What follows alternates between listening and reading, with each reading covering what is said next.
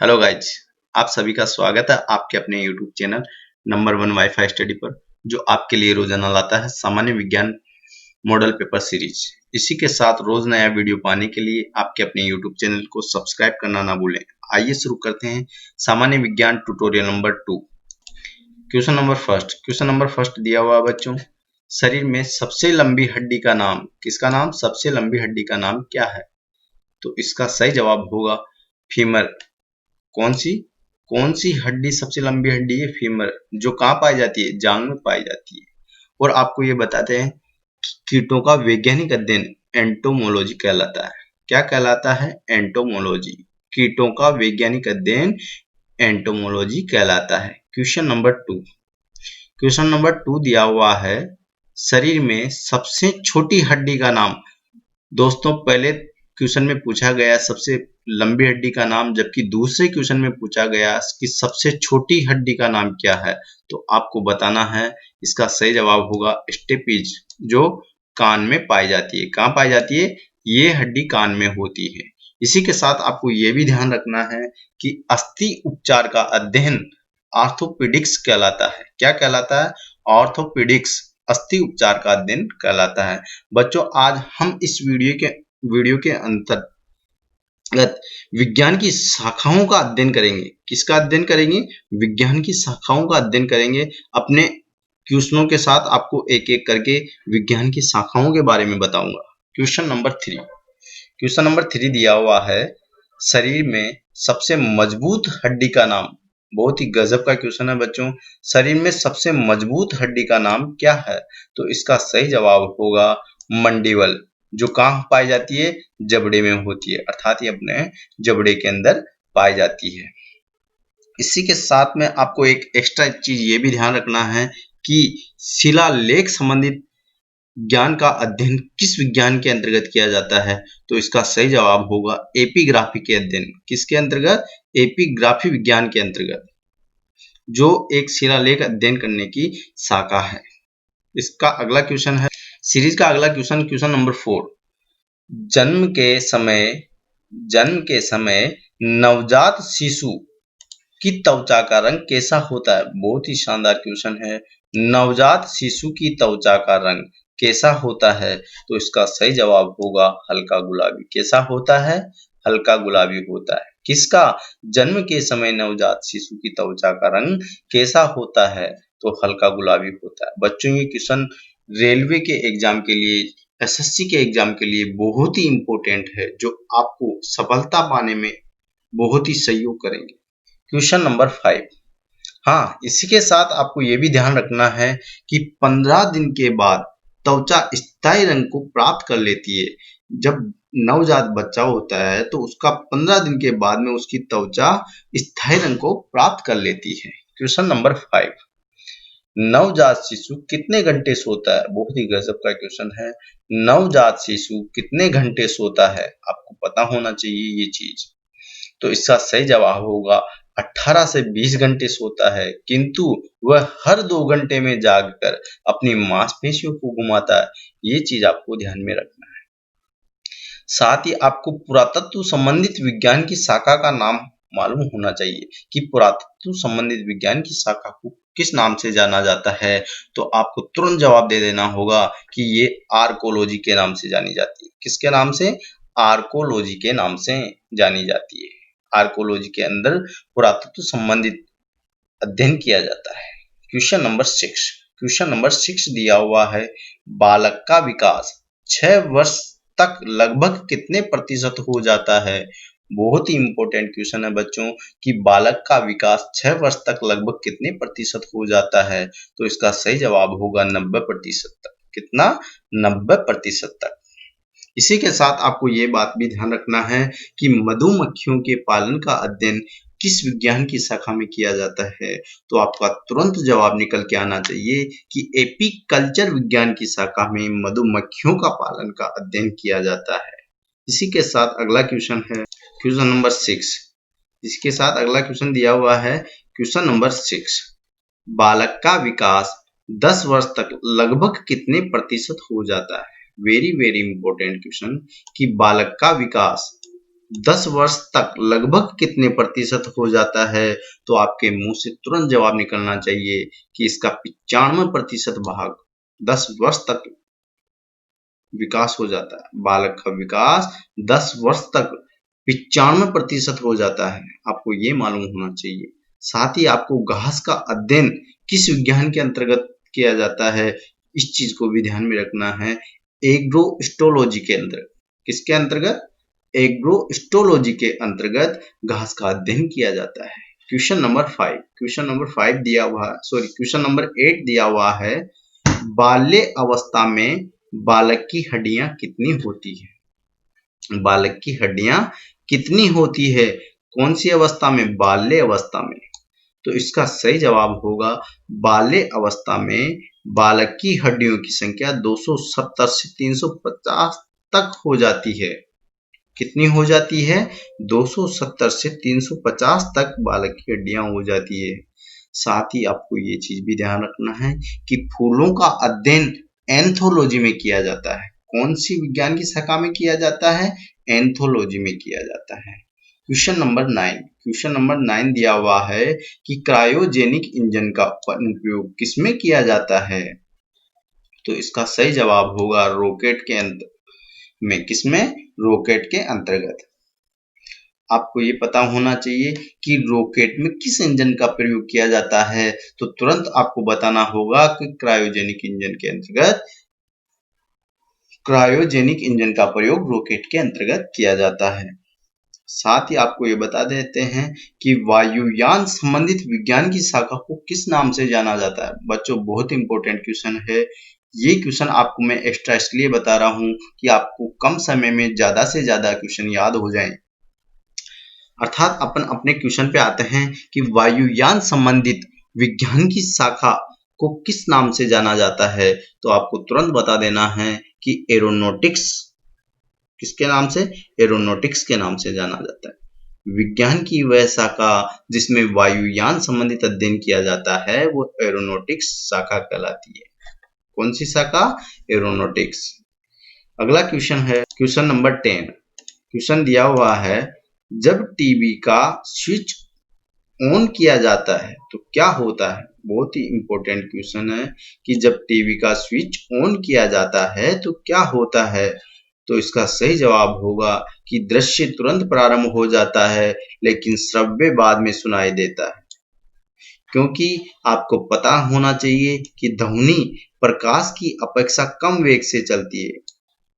आपको ये पता होना चाहिए कि ध्वनि प्रकाश की अपेक्षा कम वेग से चलती है ध्वनि, इसलिए दृश्य तुरंत प्रारंभ हो जाता है और आवाज बाद में सुनाई देती है हमें। और आपको ये बता दें कि वृक्ष उत्पादन संबंधित विज्ञान की शाखा को अर्बोरिकल्चर कहा जाता है।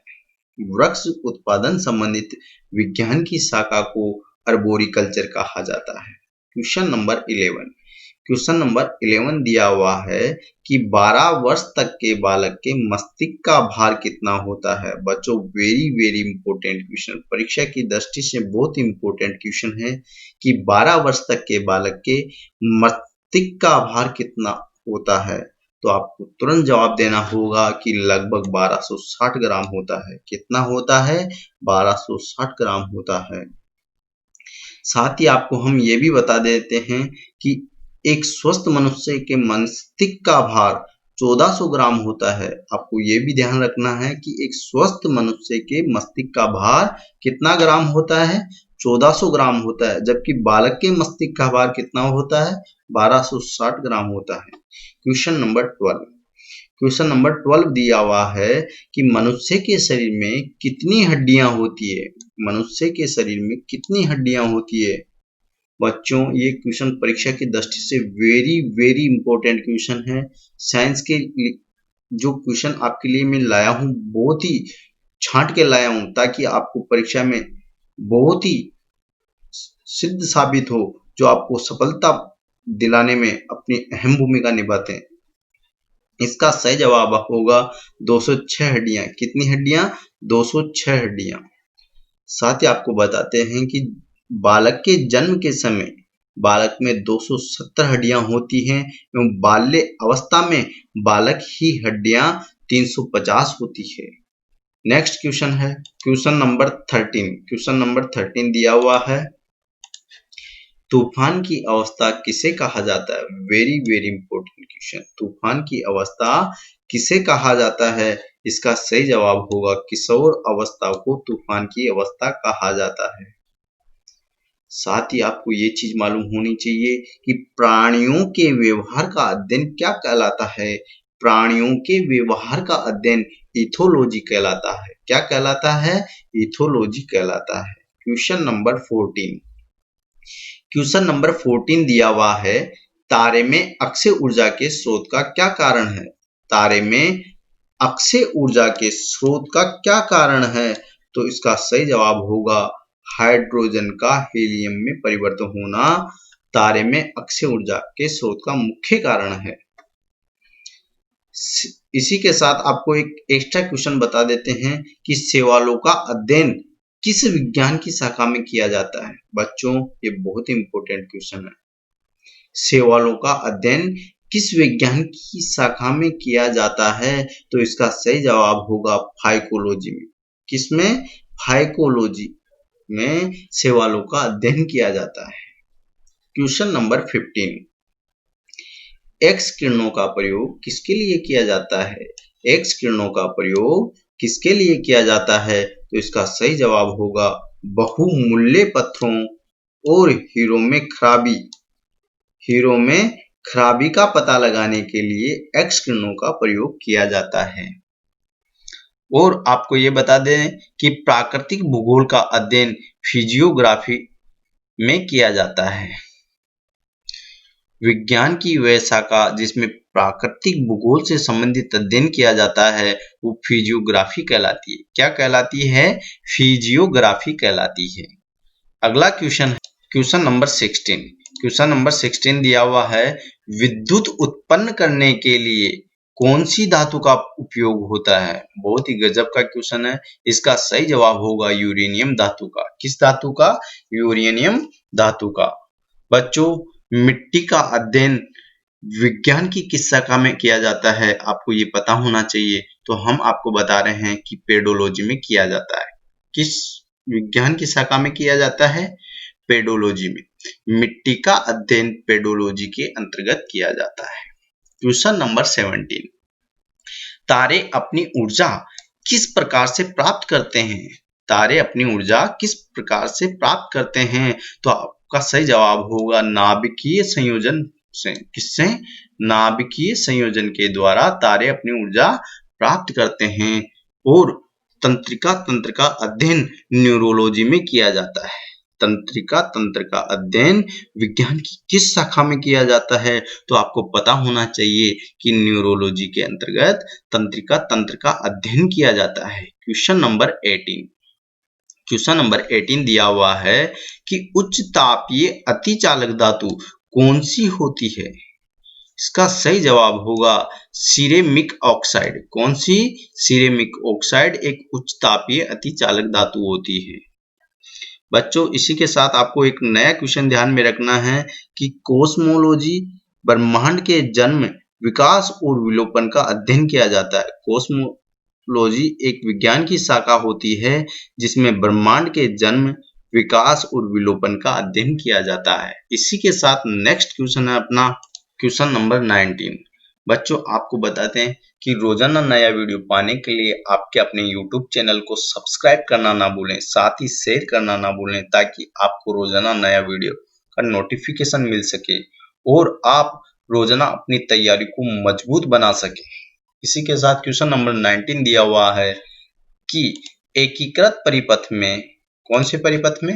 एकीकृत परिपथ में प्रयुक्त अर्धचालक चिप किससे बनी होती है?